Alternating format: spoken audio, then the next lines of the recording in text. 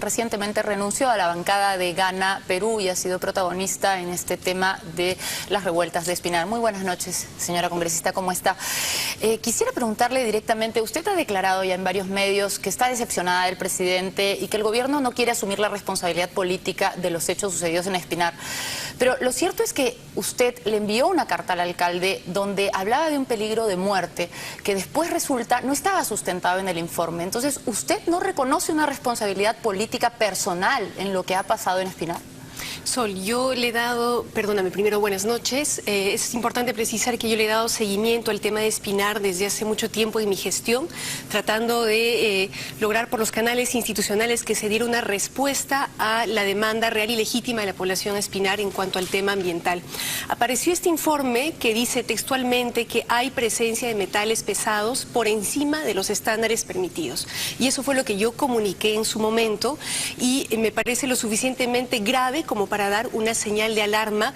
Y Sol, después de que hubo un momento en que se quiso desconocer primero la existencia misma de los informes, desconocer la presencia de contaminación, por fin hemos visto que en los días más recientes el gobierno ha reconocido que efectivamente hay contaminación y que hay necesidad de hacer un plan de evaluación Pero ambiental. lo que se ha dicho es que efectivamente puede haber contaminación, pero que en ningún momento del informe la contaminación se podía atribuir a la mina, que los suelos están mineralizados porque la zona, justamente una zona minera, tiene suelos mineralizados y que en todo caso había que investigar de dónde provenía la contaminación. Usted le dice al alcalde que hay niveles de cadmio, mercurio y otro mineral y arsénico, y dice, estos tres elementos tóxicos producen la muerte, y definitivamente esto a una persona que no tiene conocimiento científico pues lo puede aterrar. Entonces reitero mi pregunta una sola vez más, ¿no midió usted el alcance de decir esto? Porque después todas las autoridades científicas han dicho que no hay ningún indicio que permita culpar a la mina y que además este informe se refería a una zona que está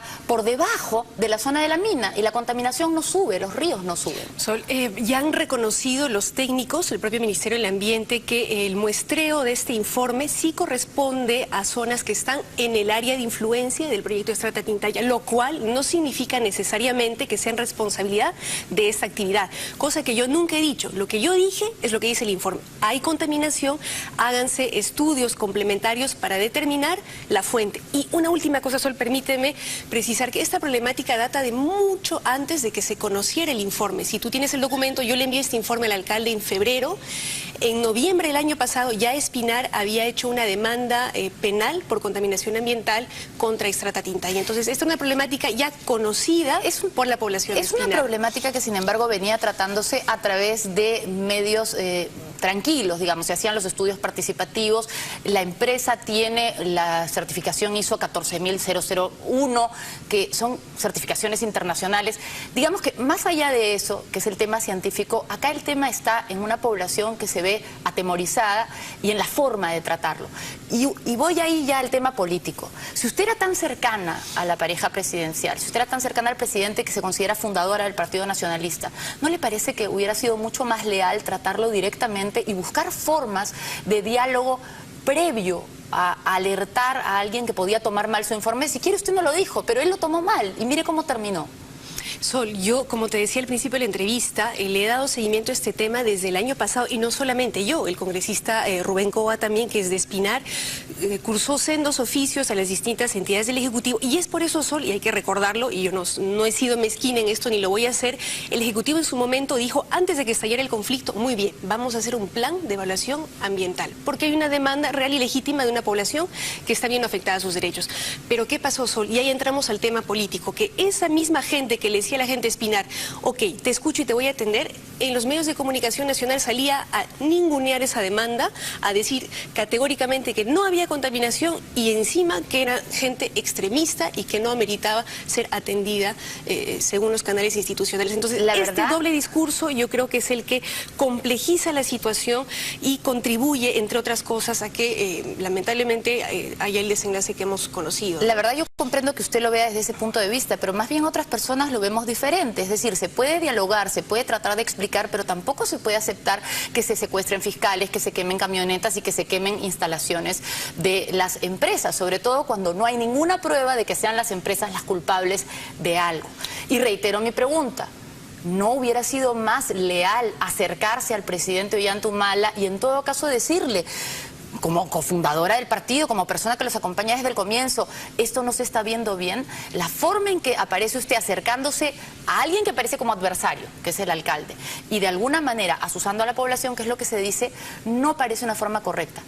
¿Cuándo se separó usted de Ollanta-Humala? Eso, el primero que nada quiero decir que como tú condeno categóricamente todos los actos de violencia, vengan de donde vengan, y soy la primera en exigir que se investigue a fondo todas las responsabilidades, el secuestro del fiscal, la quema de la camioneta, las 2 muertes de los pobladores de Espinar, y eso tiene que incluir al propio alcalde, pero dentro del marco del debido proceso y el orden constitucional, Sol. Eso tiene que quedar bien claro. Pero el Código Procesal permite el cambio de jurisdicción. Sol, en todo caso, la Constitución establece el principio del juez natural en su artículo 139. Siempre y cuando se pueda, el juez natural, siempre y cuando se pueda llevar un proceso debidamente. Pero obviamente en un lugar donde secuestran fiscales y queman camionetas no hay manera de llevar un proceso. No en el Cusco. En el Cusco hay paz social y hay jueces totalmente responsables que muy bien podrían seguir con el caso del alcalde Espinar, que estoy de acuerdo contigo, tiene que ser investigado. Pero reitero el tema de las formas. Si usted piensa que el Código Procesal es inconstitucional, siendo congresista tenía formas legales de atacar el Código Procesal y no separarse del presidente con el cual usted fue elegida.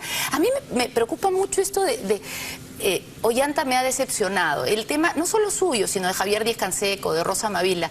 ¿Ustedes no estuvieron cuando el presidente presentó su hoja de ruta? ¿Se decepcionaron ese día? ¿Se decepcionaron hace 2 semanas, hace un mes? Yo entiendo perfectamente que el horizonte, la gran transformación que algunos reivindicamos, y creo que es parte de la democracia, no necesariamente vamos a coincidir en todo, pero aceptamos un diálogo democrático con posiciones divergentes. Entiendo que la gran transformación es un horizonte a mediano, largo plazo, ¿no? Que implica reformas graduales, pero lo que me ha preocupado, Sol, y que ha sido motivo de mi renuncia, es que siento que se ha cerrado el debate a banderas importantes que son perfectamente discutibles y atendibles. Por ejemplo, el tema del ordenamiento territorial, que fue una de las grandes banderas, no solamente de la gran transformación, sino de la hoja de ruta, e incluso estuvo presente en el discurso del primer premier,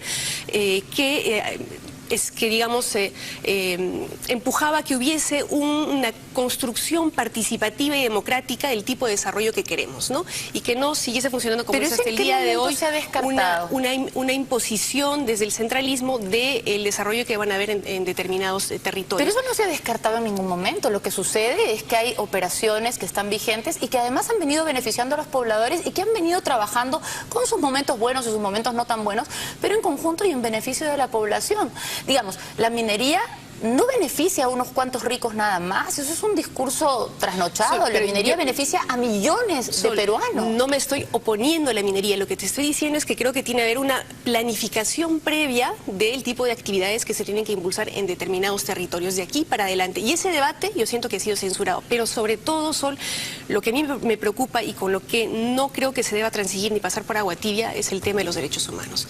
Y ¿Usted cree que el presidente Ollanta-Humala es una persona que atenta contra los derechos humanos? No he dicho eso en ningún momento. Lo que he dicho es que se han visto prácticas en el tratamiento de los últimos conflictos sociales que son rezagos dejados por los gobiernos anteriores, donde no se respeta los derechos humanos, donde no se respeta la institucionalidad democrática, y eso no ha sido debidamente censurado, no ha sido debidamente condenado y no se ha asumido la responsabilidad política pertinente por parte del gobierno. Y la mía solo ha querido ser una señal de alerta para decir: la clase política peruana no puede aceptar que el costo de los conflictos sociales sean vidas humanas. Eso, Sol, perdóname, yo no lo puedo tolerar. Y lamentablemente se estaba volviendo una suerte de discurso generalizado y aceptado con naturalidad. Y yo creo que alguien tenía que decir: no, la vida se defiende con la vida, no con la muerte. Sol. Pero hay formas, una forma buena de defender la vida es tratar de evitar confundir a la gente para que no se generen este tipo de conflictos. Y ahí yo creo que hay que hacer un análisis de los comportamientos, no solo suyos, ¿no?, sino de ciertas autoridades que no miden el efecto de sus palabras en la población. Una última pregunta, señora congresista: ¿a quién se va a unir? ¿Cómo va a formar su bancada? Sol, pero primero que nada, creo que hacemos mal en pensar que la gente es manipulable y que no tiene conciencia de su realidad y que no tiene derecho a transmitir su preocupación y esperar del Estado que le garantice los mismos. Primero, que reconozca sus demandas. No estoy diciendo que sea manipulable, la gente puede asustarse. Segundo, que se le reconozca, pero como te reitero, cuando yo presenté el informe a la gente Espinar, ¿sabes cuál fue el gesto? Se sentían escuchados por primera vez, sentían que el Estado estaba dando respuesta a una preocupación real que tenían ellos por una problemática ambiental. Han tenido más de 12 estudios. ¿Cómo pueden decir que no ha habido preocupación por ellos? Desde el año 2003 se han realizado más de 12 estudios ambientales. Es un poco demagógico decir que nadie se ha preocupado por la zona, ¿no? Por eso más de 4 han sido participativos. Por eso, entonces, eso con las comunidades, 6 comunidades que son parte de las comunidades que están ahí. Te demuestra, Sol, no que hay un problema ¿no? de institucionalidad ambiental, en particular en este caso, y un problema de credibilidad del Estado. Y Sol, justamente en ese sentido es que yo he asumido mi rol de legisladora y he hecho propuestas legislativas que están a puertas de aprobarse en la Comisión de Pueblos Indígenas, Ambiente y Ecología para fortalecer esa institucionalidad. Pero ¿cómo no va a haber un problema de credibilidad si la aliada del presidente le da la espalda? ¿Cómo no va a haber un problema de credibilidad si usted, que fundó el partido con él, si usted, que era su amiga, se supone, no solo su socia política, le da la espalda y ahora le dice al pueblo, no, yo no le creo, no, me ha decepcionado? ¿Cómo no va a haber un problema de credibilidad? Eso, señora congresista, puede llegar a considerarse, perdóneme que se lo diga, hasta irresponsable. Porque esos líos se deben justamente solucionar en casa, para que la gente sepa qué creer. Y cuando ya no se pueden resolver en casa, Sol, ¿qué haces? ¿Te quedas callada? Yo creo que hay un problema justamente, Sol, de concepción. Yo creo que un congresista no debe ser solamente leal a su presidente, que es un concepto que yo siento que está siendo tergiversado, sino primero tiene que ser responsable con sus principios y con los compromisos que asumió con aquellos que lo eligieron. Un congresista se debe al mandato popular, a la gente que lo eligió. Y en ese sentido yo me siento perfectamente tranquila, Sol, porque he sido consecuente con mis principios y con los compromisos con los que me eligió la región del Cusco. Yo le agradezco muchísimo que haya aceptado esta entrevista. Sé que el tema ha sido difícil, pero le agradezco sinceramente que haya aceptado debatirlo y bueno, seguirá siendo tema de debate. Muchas gracias, Sol. Gracias. Hacemos una pausa.